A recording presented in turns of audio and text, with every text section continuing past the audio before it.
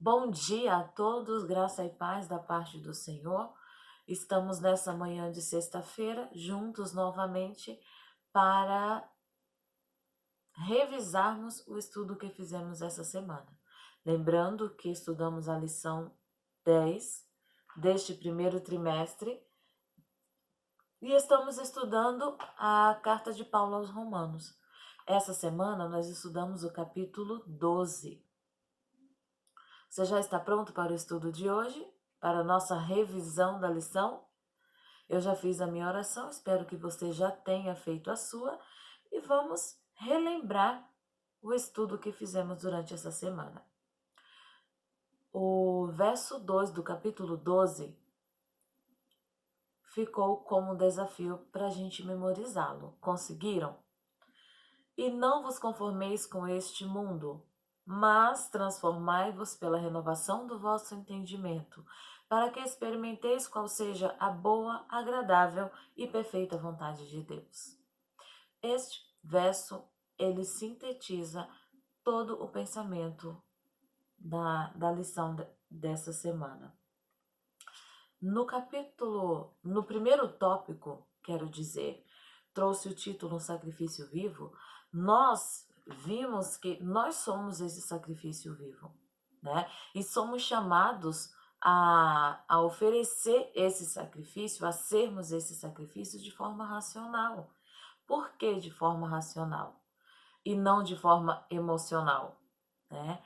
Porque a renovação, ela começa na mente. A transformação, ela começa de dentro para fora e não o contrário. Por isso que o verso de Romanos 12:2 diz: transformai-vos pela renovação da vossa mente. A mente sendo transformada, isso será visto através das nossas atitudes, através do nosso comportamento, através da nossa postura.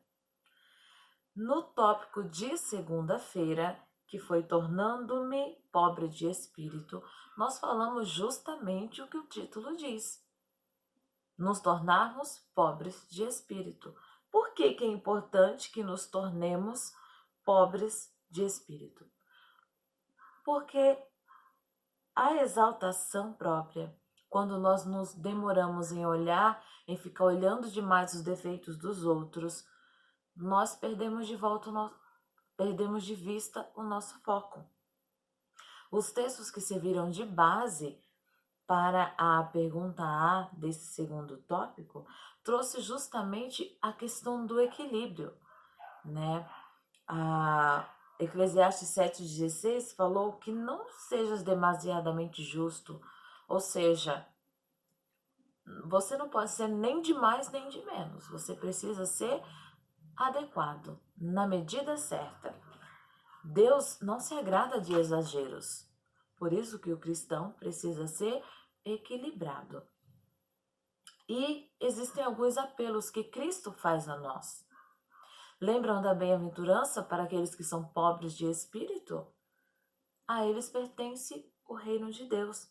Nós somos chamados a sermos mansos, a sermos pobres de espírito. E Jesus faz um convite: vinde a mim, todos que estáis cansados e oprimidos. Né? Vinde a mim, os aflitos. Vinde a mim, aqueles que se acham certos demais. Deus, ele quer nos dar alívio desses fardos que a gente tenta carregar sozinho. Ele quer que nos apoderemos do jugo dele, que é suave. Ninguém, a não ser Deus, pode dominar o orgulho do coração humano. Não podemos salvar a nós mesmos. Nós dependemos do Senhor. E o orgulho é natural da gente, é natural do ser humano, né?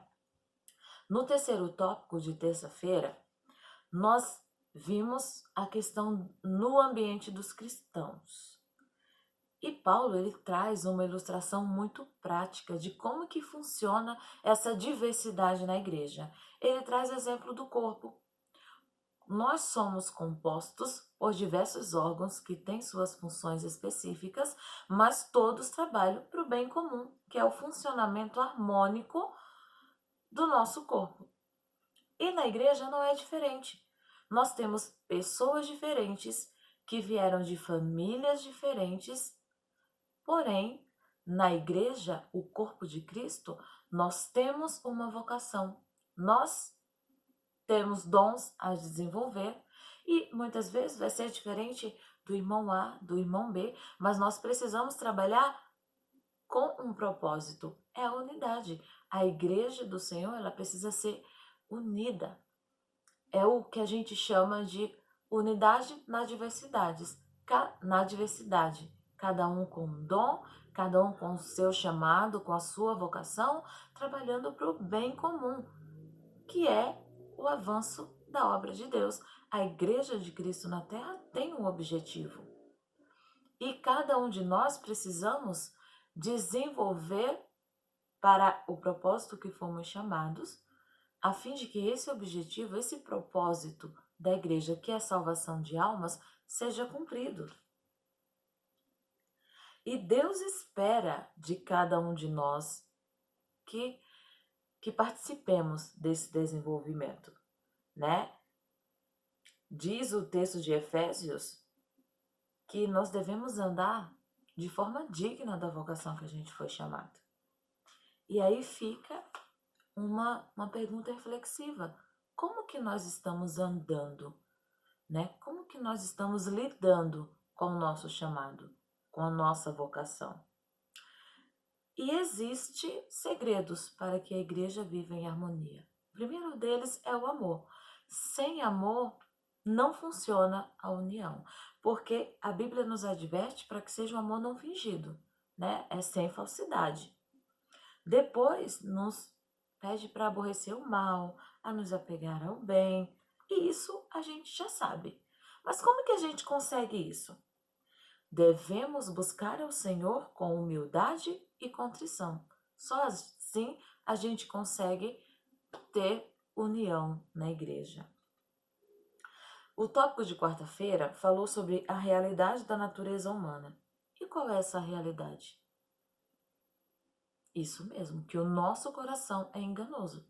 Nós não podemos confiar, ou melhor, nos deixar ser guiados pelo nosso coração, porque não é seguro.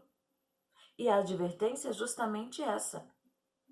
A nossa tendência é sermos orgulhosos, é pecaminosa. Por isso que não é seguro seguirmos o nosso coração. Nós devemos ter atitude de humildade, reconhecer a nossa dependência de Deus, para que possamos alcançar o padrão que o Senhor espera de nós. E no último tópico, o de quinta-feira, nós falamos sobre o foco. Pela nossa tendência pecaminosa, o nosso foco quase sempre é o lado mundano, né? As coisas seculares. Correr atrás de negócios seculares não é errado. Mas quando essa corrida tira o nosso foco do nosso alvo, que é a vida eterna, aí a gente já foi para o exagero. Lembra que nós já falamos sobre a questão do equilíbrio e que Deus não se agrada do exagero? Tanto para mais quanto para menos, Deus não se agrada? Então tudo tem que ser equilíbrio, cada coisa no seu devido lugar.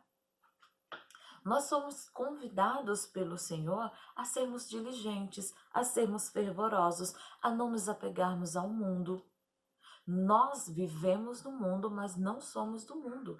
Estamos aqui de passagem. E o que nós vamos levar daqui é o nosso caráter, aquilo que construímos durante a nossa vida. E as experiências com Deus, o amor de Deus tomando posse do nosso coração, nos transforma. E é essa a ideia que a lição trouxe.